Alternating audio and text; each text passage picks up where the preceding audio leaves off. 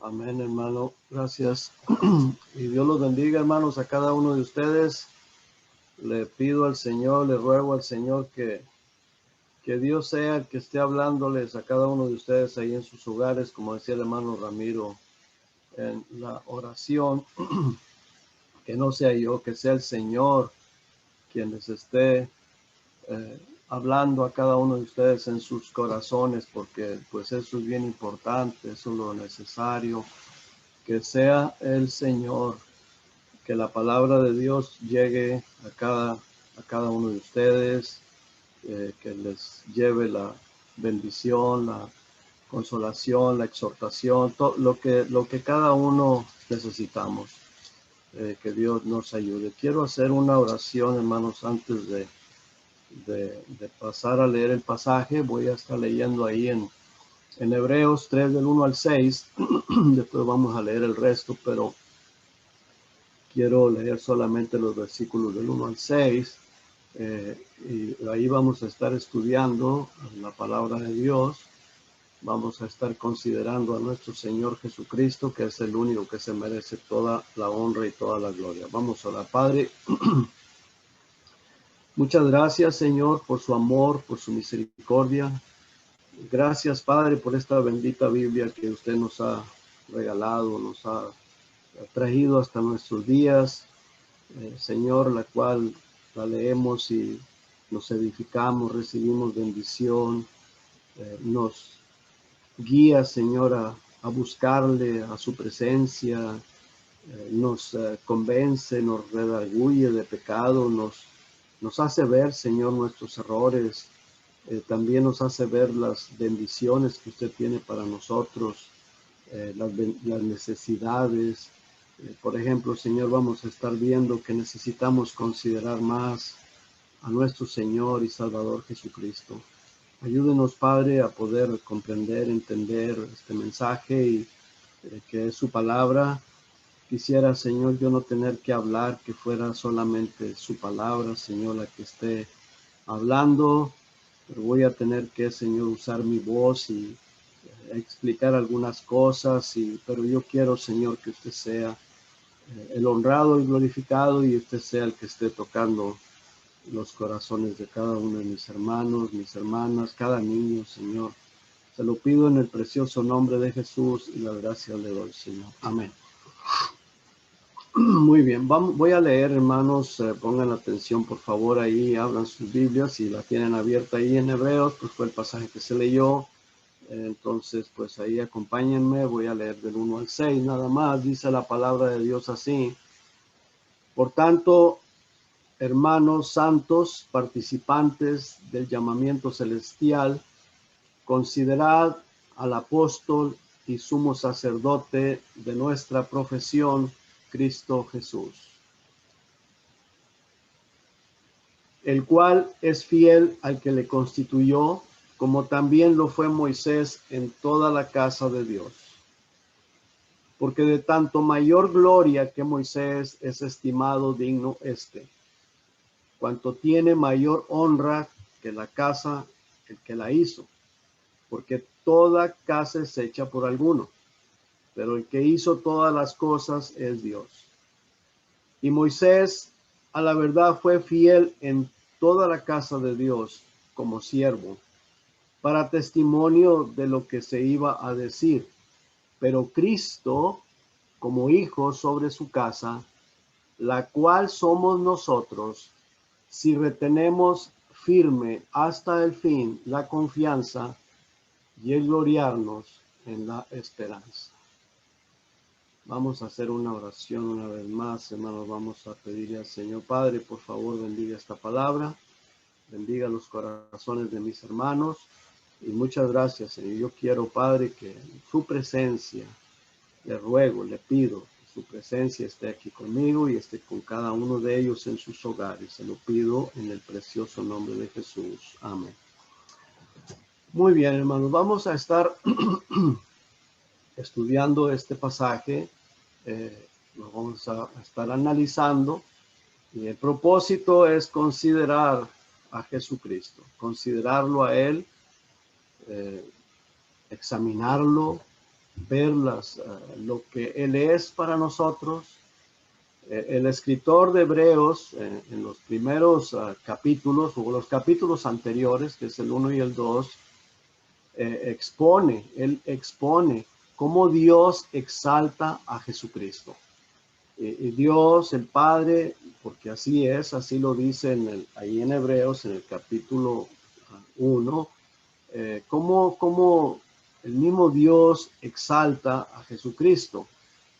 Ahí en la siguiente diapositiva vemos que dice, más del Hijo, dice, tratándose Dios hablando del Hijo, tu trono, oh Dios, por el siglo del siglo, cetro de equidad es el cetro de tu reino. Entonces, hermanos, por esa razón, en el capítulo 3, el versículo 1, ahí en en la misma diapositiva, en el versículo 1 del capítulo 3, que lo acabamos de leer hace un momento, pero quiero que consideremos esto, dice, por tanto, por esa razón, por la exaltación que Dios mismo hace de Jesucristo, nos hace un llamado a considerar su gloria, su poder y su eternidad. Nos hace un llamado a considerar a Jesucristo también como el apóstol, como nuestro sumo sacerdote. Y note usted que está diciendo hermanos santos. O sea, está llamando a la iglesia, a los santos, a los participantes, dice ahí en ese mismo versículo, a los participantes del llamamiento celestial, a todos nosotros los que hemos sido llamados para que un día estemos allá en su reino, llamamiento celestial, dice, considerad al apóstol y sumo sacerdote. Apóstol es mensajero, es el mensajero, es nuestro mensajero. Eso lo podemos ver como en el libro de Apocalipsis, cuando es el libro de Apocalipsis en el capítulo 1, Juan dice, yo Juan vi, y el Señor envía a Juan o le da la orden de que escriba esa carta o ese libro de Apocalipsis para que lo envíe a las 7 iglesias, y por supuesto de ahí pues se tiene que haber distribuido a más iglesias, y claro que sí, porque pues al grado de que hasta nosotros lo tenemos hace 2000 años y nosotros ahora lo tenemos con nosotros, o casi 2000 años. Entonces, él es el mensajero, apóstol, sumo sacerdote. Sumo sacerdote da a entender que es el líder principal, el líder más importante. Ahora, Jesucristo no solo es nuestro Salvador, sino también Él es la persona que nos ministra. Y Él es nuestro ejemplo, nuestro sumo sacerdote, el líder más importante. Él es la cabeza de la iglesia. Y Dios quiere que lo examinemos con toda atención. Eso es bien importante, y el llamado para examinarlo es a nosotros, los que somos su iglesia, los que hemos recibido ese llamamiento. Quiere que lo consideremos, quiere que lo examinemos, que estemos atentos a él. ¿Y qué podemos ver en el Señor Jesucristo? Su fidelidad, su obediencia a Dios el Padre. Y esto es como un ejemplo para nosotros, porque Jesucristo tiene que ser nuestro ejemplo a seguir, su fidelidad, algo bien importante, fiel. Y Dios quiere que nosotros seamos fieles a servirle a Él, fieles al llamamiento, fieles a su palabra. Es un llamamiento que Dios hace a través del Espíritu Santo, a través del escritor del libro de Hebreos. Dice considerar al apóstol y sumo sacerdote de nuestra profesión, a Cristo Jesús. Entonces su fidelidad, su obediencia, vemos ahí, hermanos, en la siguiente diapositiva dice en Hebreos 1:1, Dios habiendo hablado muchas veces y de muchas maneras en otro tiempo a los padres por los profetas, en estos postreros días o en estos últimos días, dice, nos ha hablado por el Hijo, a quien constituyó heredero de todo y por quien asimismo hizo el universo. Jesucristo mismo, él dice en el Evangelio de Juan 5:30, en la siguiente diapositiva lo podemos ver, dice, no puedo yo hacer nada por mí mismo. Son palabras del Señor Jesucristo. No puedo yo hacer nada por mí mismo. Según oigo, así juzgo. Y mi juicio es justo porque no busco mi voluntad. Algo bien importante. Vemos que Dios, el Padre, ahí en Hebreos, en el capítulo 1, exalta a Jesucristo. Dice, tu trono, oh Dios. Y él dice aquí, dice, yo no busco hacer mi voluntad. Él se humilló, se despojó de su gloria, fue humilde. Dice, no busco mi voluntad, sino la voluntad del que me envió, la del Padre.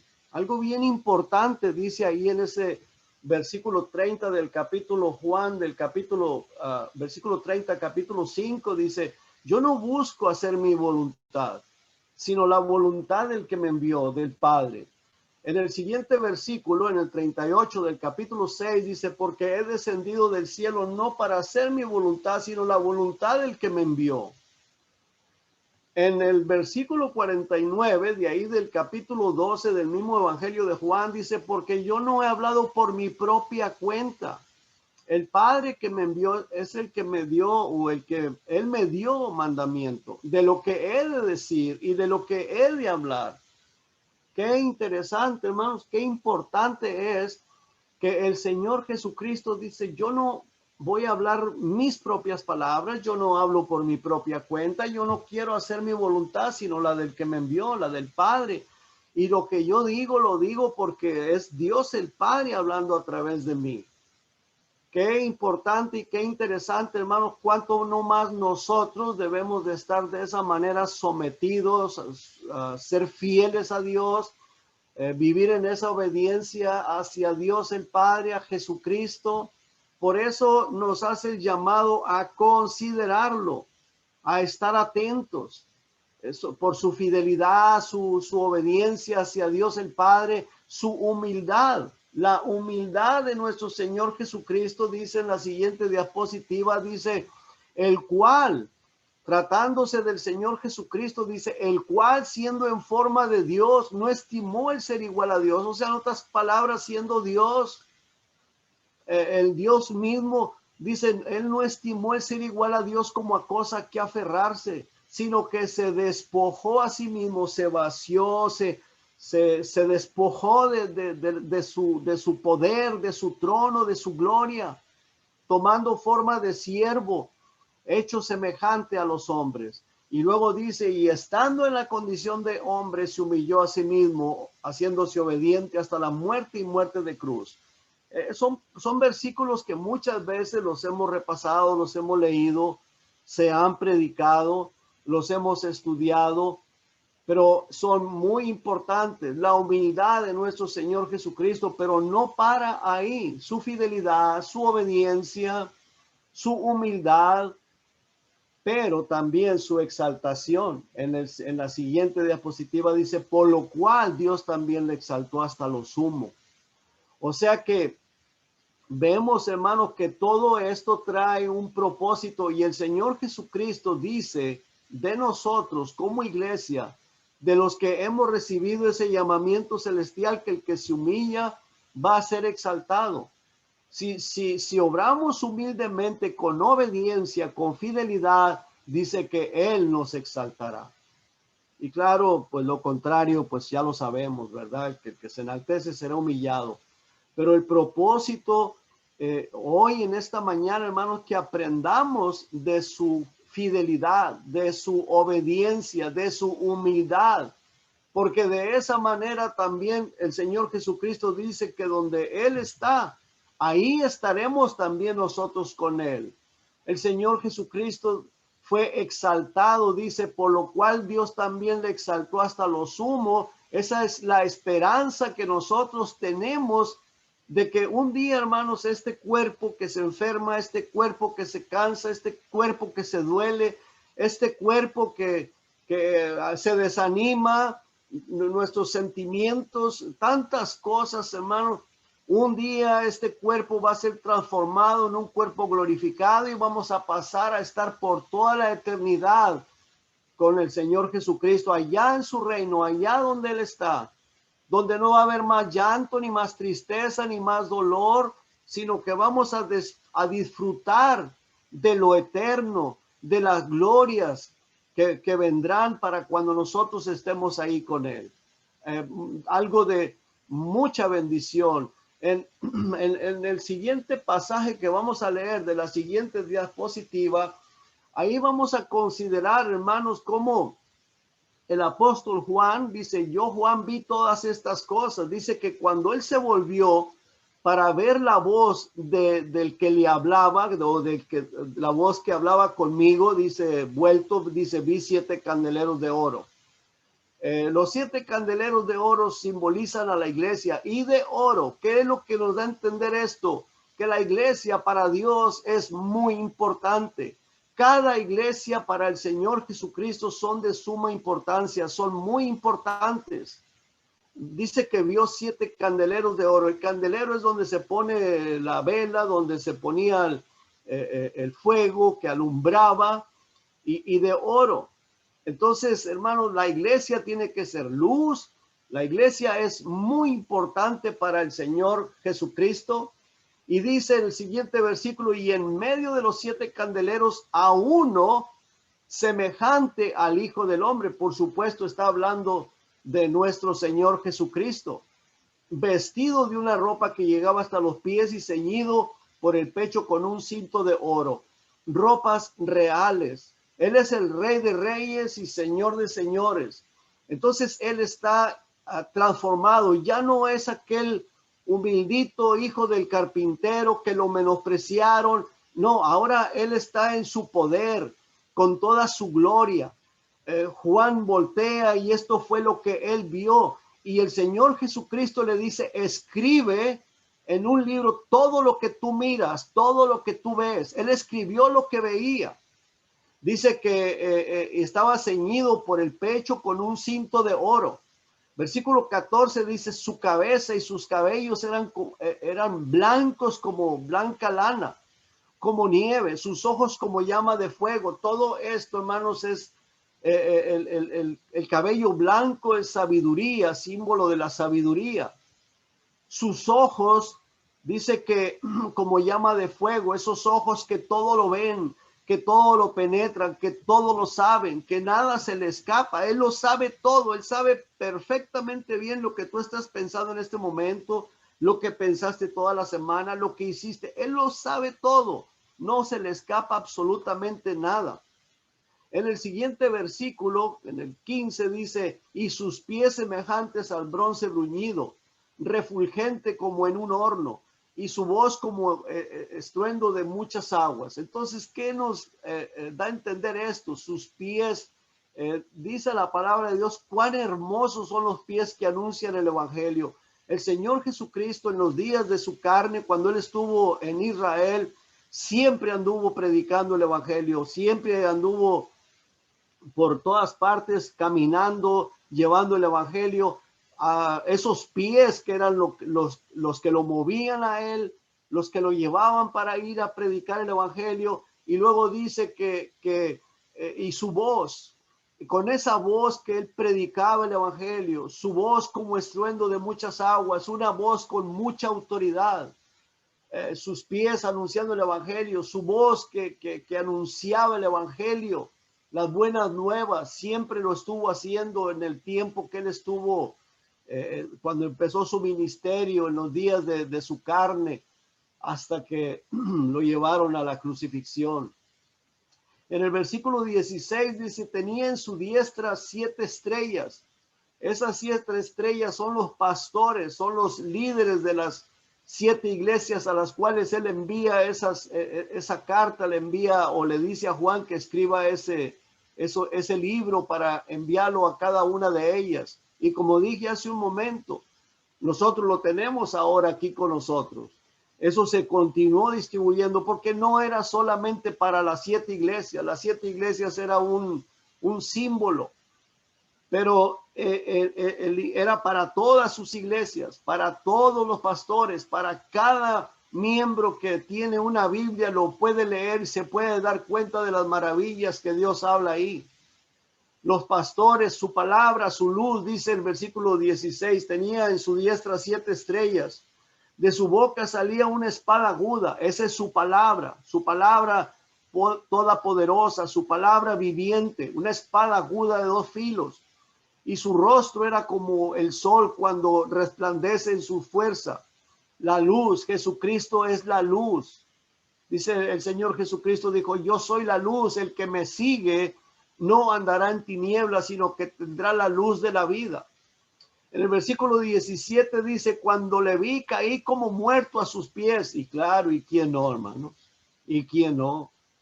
Imagínese usted, hermanos, voltea, ve todo eso y ve la gloria del Señor Jesucristo. Pues cayó como muerto a sus pies. Y si bien no le dio un infarto, es porque Dios no lo permitió, porque Dios lo guardó. Y dice que Él puso su diestra sobre mí, diciéndome, no temas. ¿Por qué le dice no temas? Porque se asustó. Cayó como muerto de miedo. Y claro, ¿y quién no? Y luego le dice el Señor Jesucristo, yo soy el primero y el último, y el que vivo y estuve muerto. Mas he aquí que vivo por los siglos de los siglos. Amén. Y tengo las llaves de la muerte y del Hades. O sea, en otras palabras, Él es el único que tiene el poder para salvarnos del infierno, para salvarnos de la condenación. Jesucristo, Él es el único, Él es el que tiene las llaves de la muerte y del infierno, del Hades, es el infierno. Dice, yo estuve muerto, pero ahora vivo por los siglos de los siglos. Imagínese usted, hermano, imagínese, piense en un momento, por un momento, qué tremenda sorpresa se llevarán en aquel día aquellas personas cuando tengan que pararse delante del Señor Jesucristo. Aquellas personas que se burlaron de Él, todos ellos, que lo conocieron en persona, que lo vieron cuando caminaba por las calles, que lo menospreciaron, que lo quisieron apedrear, que lo escupieron, que se burlaron. Todas aquellas personas orgullosas, religiosas, soberbias, como el rey Herodes y toda esa gente, todos los sacerdotes, los sumos sacerdotes, los fariseos, los saduceos, los escribas, esas personas los escribas que se creían que pues como ellos tenían mucho conocimiento de la ley de Moisés, de esos libros, pues ellos se creían superiores, veían a Jesucristo como este humildito carpintero. ¿Quién es? Hijo de José, hijo del carpintero. ¿Quién es este? Lo menospreciaron. Toda esa gente religiosa de su época. Qué tremenda sorpresa se van a llevar.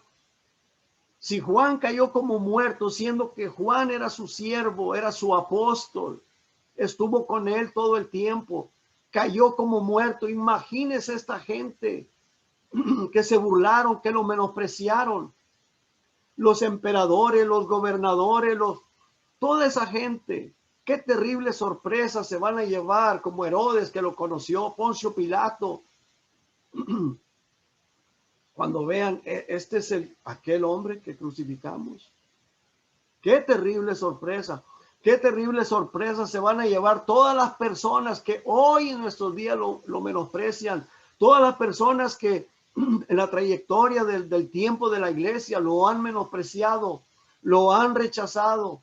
No es que porque piensan que es una religión, otros se avergüenzan del nombre de Jesucristo. Qué terrible sorpresa se van a llevar todas esas personas, los presidentes de las repúblicas, los millonarios, los billonarios, toda esa gente, la gente de nuestros días que han escuchado y escuchado la palabra de Dios y no han podido entender la magnitud de la grandeza de nuestro Señor Jesucristo. Que no debemos de andar con altivez, con vanidad, y no han logrado captar el mensaje. Por esa razón, precisamente por esta razón, el Espíritu Santo nos llama a considerar estas cosas. Dice, por tanto, hermanos santos, en otras palabras, pongamos más atención quién es el Señor Jesucristo. No nos malacostumbremos a decir Cristo, Jesús, Jesús, Cristo, y bueno, pues sí, yo soy de la religión, o yo soy, y tener un pie en las cosas del mundo y otras cosas, otro pie en las cosas de la iglesia o de la religión, como algunas personas le llaman. Como hoy en la mañana me tocó ver a mí, tristemente, una jovencita que se dice ser cristiana, toda maquillada, de bruja, con una cortada, una cicatrizota en la cara. Y bueno, ¿eres hija de Dios o eres hija de Satanás? Desafortunadamente, ¿por qué? Porque no hay temor de Dios. Van a una iglesia y yo no sé qué les enseñan, o si no ponen atención a lo que les enseñan. Tienen un pie en las cosas de la iglesia, de las cosas de Dios, y otro pie en el mundo. Si el mundo corre hacia Satanás, allá van también hacia Satanás. Si le celebran el cumpleaños al diablo, ahí van a celebrarle el cumpleaños al diablo. No hay ese sentir. Por esa razón el Espíritu Santo nos llama a considerarlo. Dice, considerad al apóstol y sumo sacerdote de nuestra profesión, de nuestra confesión a Cristo Jesús. Lo que nosotros confesamos que somos cristianos, tenemos que vivir como cristianos. Ahora, el versículo 6 de ese pasaje que leí, hermanos, dice, pero Cristo como hijo sobre su casa, la cual somos nosotros, porque nosotros somos la casa de Dios. ¿Por qué? Porque Cristo vive en nosotros, el Espíritu Santo vive en nosotros. Dice, si retenemos firme hasta el fin la confianza y el gloriarnos en la esperanza. Quiero explicar un poquito esto, porque este versículo se puede usar para decir que la salvación se puede perder. Pero en realidad lo que está diciendo es que si yo retengo hasta el final el gloriarme de Jesucristo, si yo lo retengo, es porque Dios vive en mí, porque yo soy un hijo de Dios.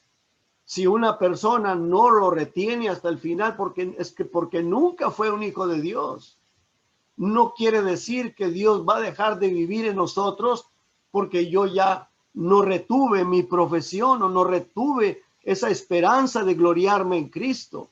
Quiero aclarar esto y quiero que quede bien claro esto. Porque cuando una persona, de lo contrario, si me vuelvo atrás, entonces era solamente religiosidad.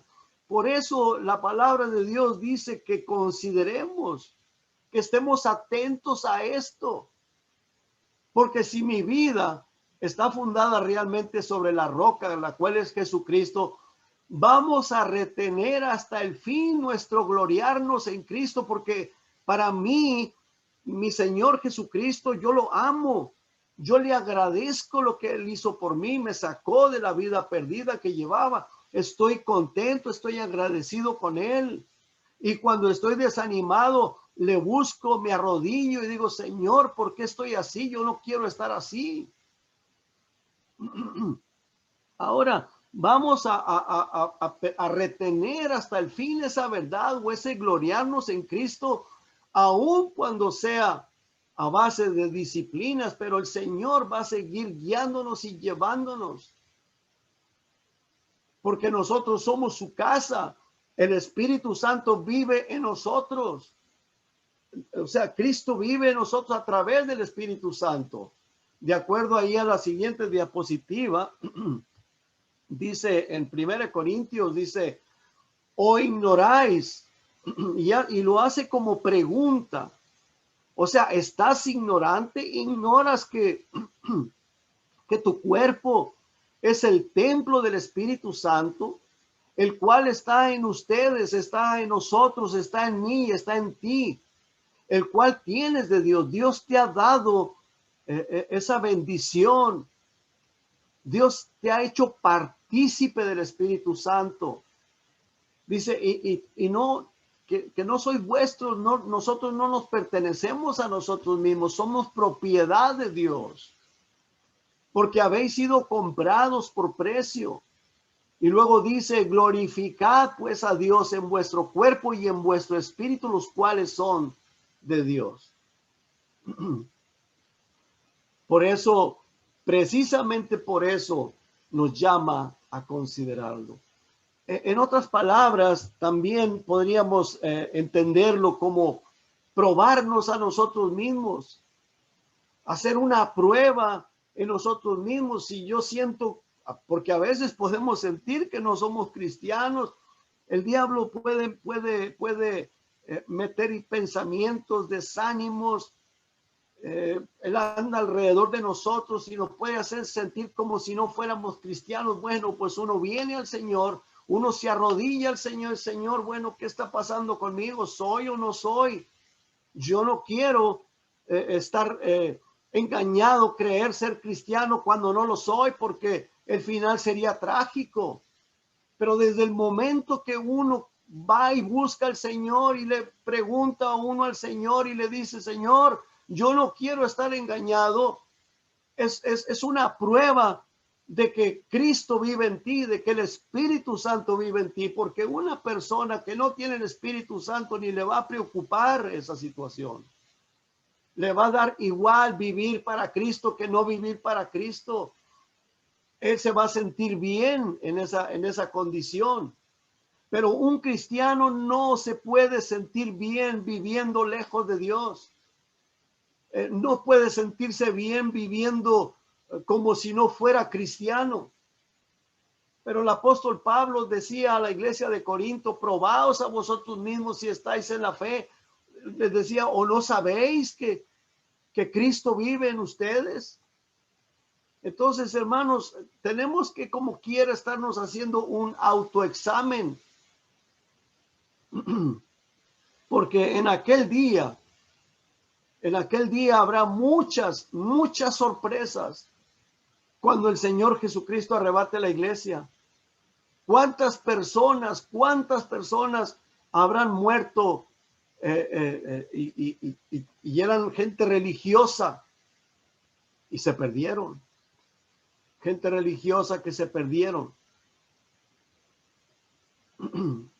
Porque el llamado que Dios hace ahí en Hebreos 3:1 es para todos los participantes, todos los que participan. Ahora, yo sé y tengo bien en claro esto, que no todos los que participan dentro de una congregación quiere decir que son cristianos. Porque la palabra de Dios también dice, muchos son los llamados y pocos los escogidos. Una cosa es ser llamado y otra cosa es ser escogido. El escogido es aquella persona que ya se ha humillado, que ya se ha arrepentido, que ha aceptado a Jesucristo y que ha venido a ser parte del cuerpo de Cristo. Este versículo dice, santos participantes del llamamiento celestial.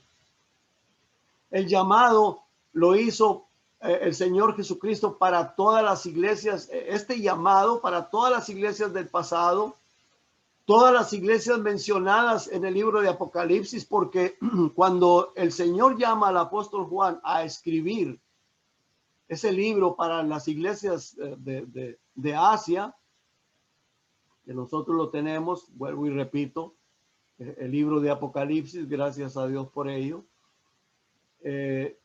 Ya la epístola a los hebreos o esta carta a los hebreos ya se había escrito, ya la tenían. Y aunque no tenían la misma facilidad que nosotros tenemos, pero ya andaba rondando entre las iglesias. Había quien se encargaba de copiarlas, de reescribirlas y enviarla a las iglesias. Al menos la tenía el pastor el que lo usaba para predicar, para compartir. Algunos miembros la podían obtener. No tenían la misma facilidad que nosotros tenemos, pero ya existían estas cartas.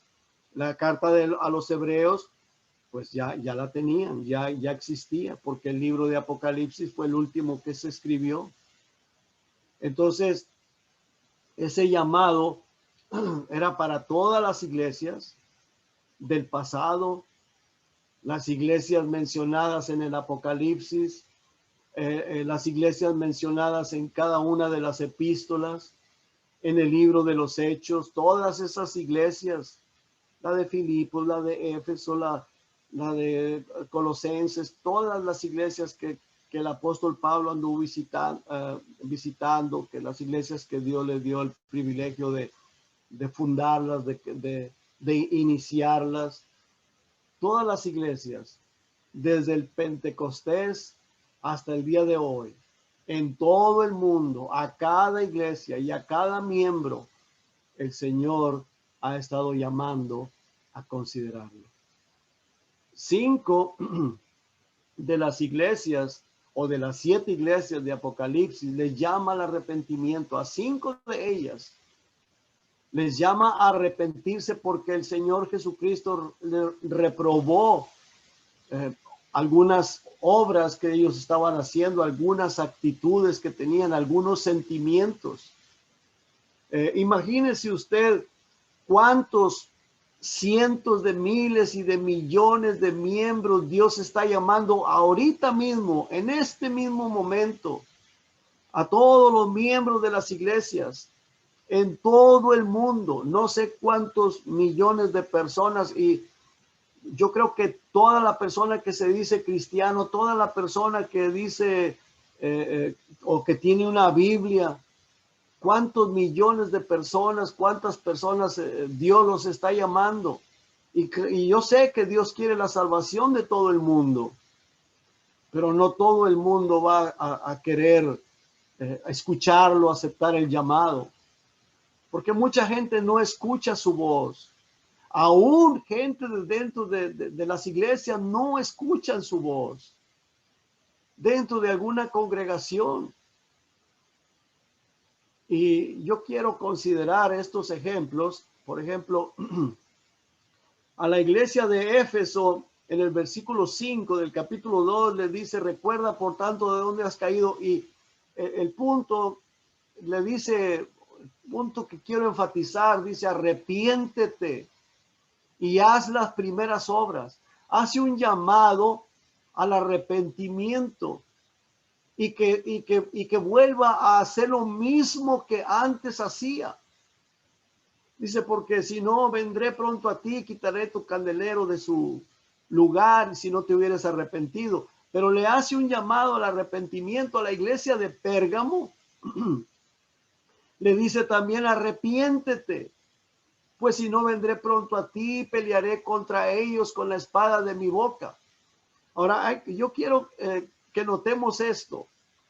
En esa iglesia de Pérgamo, le dice: pelearé contra ellos, contra esas personas que tenían prácticas extrañas que los tenía ahí. El pastor y la iglesia, los miembros que eran convertidos, estaban permitiendo que esas personas estuvieran ahí. Si usted lee los siguientes versículos, lo estudia, se va a dar cuenta de lo que está diciendo el Señor ahí. Y lo llama a que se arrepienta. Pero dice: voy a pelear contra ellos con la espada de mi boca. ¿Y qué simboliza la espada de su boca? Su palabra. Porque esas personas no estaban creyendo lo que realmente Jesucristo dice en su palabra, o lo que Jesucristo es en realidad. Estaban creyendo otras cosas, pero el pastor de esta iglesia de Pérgamo estaba permitiendo que ahí estuvieran.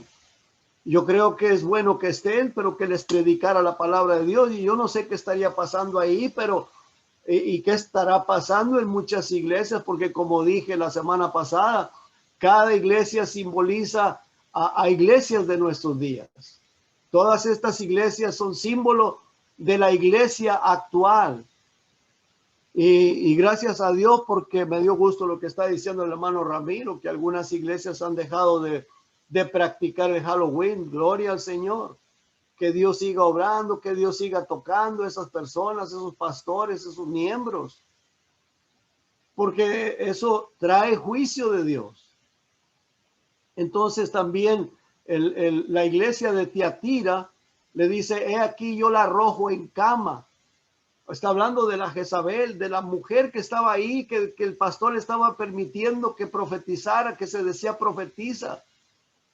Pero luego dice también, y en gran tribulación a los que con ella adulteran. O sea, los que están participando del engaño, de la falsa enseñanza. Dice, si no se arrepienten de la obra de ella. Pero a esta mujer, dice, la voy en una cama, dice, la va a enfermar y que sus hijos iba a herir de muerte. Sus hijos, los que estaban creyendo al 100% como ella, eran sus seguidores. Dice, y en gran tribulación a los que con ella, a los que participan, si no se arrepienten de las obras de ella. También a la iglesia de Sardis dice, acuérdate pues de lo que has recibido y oído. ¿Qué fue lo que recibió? ¿Qué fue lo que oyó? Por la palabra de Dios. Había recibido a Jesucristo, dice, y guárdalo y arrepiéntete. Pues si no velas, vendré sobre ti como ladrón y no sabrás a qué hora vendré sobre ti. Ahora, este pastor y la mayoría de los miembros de esta iglesia, el Señor los llama muertos, muertos espiritualmente, por supuesto. Personas que estaban ahí dentro de la congregación, habían escuchado el evangelio, pero eran muy pocas las personas, pero sí había personas salvas. Y usted lo puede ver ahí en el versículo 4, no lo puse, pero usted lo puede leer, Apocalipsis 3:4, ahí dice que había unas pocas personas que sí en realidad eran hijos de Dios que andarían con el Señor Jesucristo. A la iglesia de la Odisea dice, yo reprendo y castigo a todos los que amo, sé pues celoso y arrepiente. Ahora, hermanos, yo estoy seguro que hay millones de personas que están pues engañados con la religión, engañados porque están dentro de alguna congregación y probablemente se sienten satisfechos, ellos creen estar bien. Pero, ¿qué va a pasar si Cristo arrebata la iglesia? Terrible. Por esa razón, precisamente por esa razón, el Señor hace el llamado ahí en el libro de Hebreos. Hace un llamado en el libro de Hebreos y quiero que leamos en el versículo 7, dice, y el 8 dice, por lo cual, como dice el Espíritu Santo, si oyeres hoy su voz. Ahí en la siguiente diapositiva, el Señor, el escritor de Hebreos, está usando como ejemplo a Israel, que aquellas personas no soportaron la prueba. Y dice, no endurezcáis vuestros corazones como en la provocación, en el día de la tentación en el desierto. Ahora, el escritor de esta epístola era cristiano, era de la era de la iglesia, era cristiano, pero hace una comparación de la iglesia con el pueblo de Israel. Y el mismo llamamiento que Dios le hizo al pueblo de Israel, que se arrepintieran, que soportaran la prueba y que no la soportaron, se endurecieron sus corazones, dice, por lo cual, como dice el Espíritu Santo, si oyeres hoy su voz, nos hace un llamado a nosotros, si oímos su voz, dice, no endurezcas tu corazón, como en la provocación en el día de la tentación en el desierto. Así que el escritor de Hebreos está usando como ejemplo a Israel porque aquellas personas no soportaron la prueba. ¿Y a qué prueba se refiere? Bueno, Dios prueba a su pueblo. En la siguiente diapositiva dice, en Deuteronomio 8:2 dice: y te acordarás de todo el camino por donde te ha traído Jehová tu Dios estos 40 años en el desierto. Y note usted que Dios permitió cosas para afligirlos, para probarlos. Ahora, ¿cuál era el propósito de esa prueba? Para saber lo que había en su corazón, si habías de guardar o no sus mandamientos. Cuando pasamos la prueba, hermano, ¿qué eso quiere decir? Es porque somos cristianos. El que no es cristiano no va a soportar la prueba, no va a pasar la prueba. Pero estas palabras pueden servir para confirmar nuestra salvación. Y también si alguna persona me escuchara y se da cuenta de que no ha soportado la prueba, bueno, pues como dice la palabra de Dios en el otro versículo anterior, si oyeres hoy su voz, dice: no endurezcas tu corazón. En otras palabras, ven, arrepiéntete, pídele al Señor que te ayude, que te perdone, porque estamos a tiempo aún. Todavía estamos a tiempo. Porque todas las cosas que suceden, Dios tiene un propósito. Dice, para probarte, porque Él quería saber lo que había en su corazón. Aunque Dios lo sabe todo, ¿qué se le puede ocultar a Dios? Pero a la vez sirve para prueba de nosotros mismos. Y luego dice, si habías de guardar o no sus mandamientos. En el versículo 3 dice, y te afligió, y te hizo tener hambre, y te sustentó con maná, comida que no conocías tú ni tus padres la habían conocido, para hacerte saber que no solo de pan vivirá el hombre. Estas palabras las usó el Señor Jesucristo cuando se refirió a la palabra de Dios. Y aquí dice, más de todo lo que sale de la boca de Jehová vivirá el hombre. ¿Qué es lo que nos da a entender esto? La palabra es bien importante. Claro, el alimento físico, por supuesto que es muy importante. Lo necesitamos para nuestro cuerpo físico.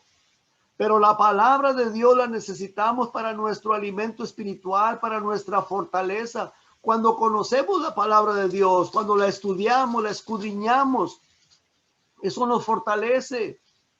Nos hace sentir, bueno, si estoy pasando por esto, si me está pasando esto, pues solamente tengo que ir al Señor, y yo sé que Dios tiene un propósito en todo esto. Él me está probando. Ahora, esta gente, desafortunadamente, la mayoría de los del pueblo de Israel, yo sé que no todos, pero la mayoría no pasaron la prueba. Veamos cuál fue esa prueba. En la siguiente diapositiva vemos que en Éxodo 17:1 dice: toda la congregación de los hijos de Israel partió del desierto de Sin por sus jornadas conforme al mandamiento de Jehová. O sea, ellos iban de acuerdo al mandato de Dios. Y luego dice, y acamparon en Refidim, y no había agua para que el pueblo bebiese. Bueno, viene una prueba ahí, no había agua. Aquí viene una prueba. ¿Qué es lo que hizo el pueblo? Se puso a pelear contra Moisés. Empezaron a reclamarle a Moisés, y van y le dicen, danos agua para que bebamos. Pero no lo dijeron de una manera, oye Moisés, pues no tenemos agua, ¿qué vamos a beber? Porque vea lo que dice Moisés: ¿por qué altercáis conmigo? ¿Por qué tentáis a Jehová? O sea, ellos lo hicieron de una manera violenta. Dice, así que el pueblo tuvo allí sed y murmuraron contra Moisés. Comenzaron a hablar mal de Moisés. Y dijo el pueblo de Israel, dicen, ¿por qué nos hiciste subir de Egipto? ¿Para matarnos de sed a nosotros, a nuestros hijos y a nuestros ganados? Ahora, ellos habían visto tantos milagros. Habían cruzado el Mar Rojo, habían sido protegidos de los egipcios, los había sacado Dios con mano poderosa de la esclavitud de Egipto, los había guardado de las plagas, de la mortandad, de tantas cosas. Habían visto tantos milagros en sus vidas, en su pueblo, viendo cómo los demás se morían, se enfermaban, sufrían de situaciones adversas y tantas cosas a través de las plagas, y ellos eran protegidos, estaban guardados por la mano de Dios, y luego cuando les faltó el agua comienzan a hacerle problema a Moisés, a hablar mal de Moisés, y no solamente de Moisés, porque le están echando la culpa, pues entre comillas, a Moisés, pero están culpando a Dios, dice, porque el que los había sacado era Dios. Dice, ¿por qué nos hiciste subir de Egipto para matarnos de sed a nosotros, nuestros hijos y a nuestros ganados? Entonces clamó Moisés a Jehová diciendo, ¿qué haré con este pueblo? De aquí a poco me apedrearán. Y Jehová dijo a Moisés, pasa delante del pueblo y toma contigo de los ancianos de Israel, y toma también en tu mano tu vara con que golpeaste el río, y ve. He aquí yo estaré delante de ti ahí sobre la peña de Oreb. Ahora esa peña era Cristo, porque lo dice allá en Corintios. Dice, y golpeará la peña y saldrá de ellas agua y beberá el pueblo. Y Moisés lo hizo así en presencia de los ancianos de Israel. Ahí vieron otro milagro. Y llamó el nombre de aquel lugar Mashá y Meriba, por la rencilla de los hijos de Israel, y porque tentaron a Jehová diciendo, ¿está pues Jehová entre nosotros o no? Ahora, esa palabra Mashá quiere decir prueba. Ahí los probó Dios. Meriba quiere decir la rencilla, porque renegaron y pelearon, no pasaron la prueba, se pusieron violentos, la agarraron contra Moisés, renegaron de la obra de Dios, y luego, como dice aquí al final, ellos dijeron, bueno, ¿Dios está entre nosotros o no? Está con nosotros. Eso es como cuando nosotros estamos pasando por una prueba difícil o por algo y decimos, bueno, pues ¿estás conmigo, Señor, o no? Vienen las dudas y comenzamos a dudar. Y por esa razón, hermanos, el Espíritu Santo nos dice ahí en la siguiente diapositiva, en el versículo 7, dice, por lo cual, como dice el Espíritu Santo, si oyeres hoy su voz, dice, no endurezcas vuestros corazones, como en la provocación en el día de la tentación en el desierto, donde me tentaron vuestros padres, me probaron y vieron mis obras 40 años, a causa de lo cual me disgusté contra esa generación y dije, siempre andan vagando en su corazón y no han conocido mis caminos. O sea, su corazón vagaba, no estaba puesto en el Señor. Estaban siempre con su mirada puesta en las cosas que veían, en lo físico, en lo que ven con sus ojos carnales, vagando. Dice, no han conocido en realidad mis caminos, mi obra, dice el Señor. Por tanto, juré en mi ira, no entrarán en mi reposo. Dice el versículo 12, mirad, hermanos, que no haya ninguno de ustedes corazón malo de incredulidad para apartarse del Dios vivo. La siguiente diapositiva, el versículo 13 dice, antes exhortaos los unos a los otros cada día, entre tanto que se dice hoy, para que ninguno de vosotros se endurezca por el engaño del pecado. Ahora, este versículo 13, hermano, me llama la atención. Antes exhortaos los unos a los otros cada día. Yo creo que, hermanos, Dios nos manda a exhortarnos, los que vivimos en el hogar, como pareja, a nuestros hijos. Y claro, por supuesto, no solamente nuestros hijos, familiares o otras personas, pero dice, exhortaos los unos a los otros cada día. Entre tanto que se dice hoy, entre tanto que estamos vivos, entre tanto que respiramos, para que ninguno de vosotros se endurezca por el engaño del pecado. Dice el versículo 14, dice, porque somos hechos participantes de Cristo, con tal que retengamos firmes hasta el fin nuestra confianza del principio. Vuelvo y repito una vez más de esto. Si yo soy un hijo de Dios, Si mi vida está fundada sobre la roca, la cual es Cristo, por supuesto que voy a retener hasta el fin la confianza que tengo en el Señor Jesucristo, la confianza con la cual comencé. Pero si soy solamente religioso, si no tuve ese nuevo nacimiento, por supuesto que en la prueba me voy a ir. En la primer prueba, o en la segunda o en la tercera, no importa, o al pasar el tiempo, me voy a alejar del Señor. Me voy a alejar, voy a decir, no, esto, como que esto no es para mí. Pero si estoy fundado sobre la roca, por eso el Señor Jesucristo dice que fundemos nuestra casa sobre la roca, porque las personas que han fundado su casa sobre la arena, dice, va a caer y va a ser grande su ruina. La arena es la religión, la religiosidad, pero la roca es Cristo. Yo, por mis propias fuerzas, no puedo mantenerme o retenerme firme hasta el final. Esa confianza en Cristo, no voy a poder, no puedo, nadie puede, ningún ser humano puede. Pero si mi vida está fundada sobre Cristo, Cristo es el que me va a sostener. Versículo 15 dice, entre tanto que se dice, si oyeres hoy su voz, no endurezcáis vuestros corazones como en la provocación. Versículo 16 dice, ¿quiénes fueron los que, habiendo oído, le provocaron? ¿No fueron todos los que salieron de Egipto por mano de Moisés? ¿Y con quién estuvo él disgustado 40 años? ¿No fue con los que pecaron, cuyos cuerpos cayeron en el desierto? ¿Y a quienes juró que no entrarían en su reposo, sino aquellos que desobedecieron? Y vemos que no pudieron entrar a causa de su incredulidad. A causa de incredulidad.